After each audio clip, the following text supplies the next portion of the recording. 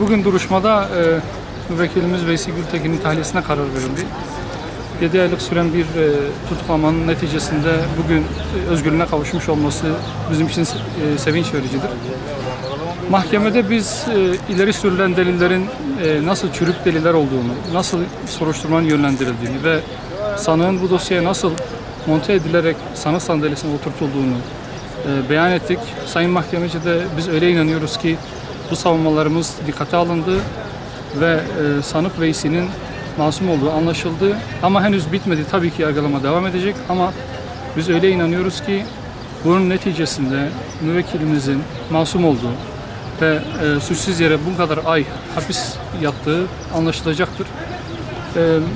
Müvekkilimin tahliye olması suçsuz yere hapis yatan bütün tutuklulara ilham olsun ve darısı onların başına diyelim.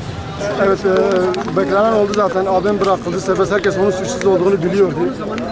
Adalet yerini buldu. Yani geç de olsa adalet yerini buldu. Abim serbest bıraktı. Mutluyuz, sevinçliyiz.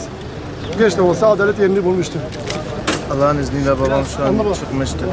Gerçek adalet yerini buldu. İnşallah artık adalette böyle olacak. Sevinçliyiz inşallah. Mutluyuz abi inşallah. Tamam.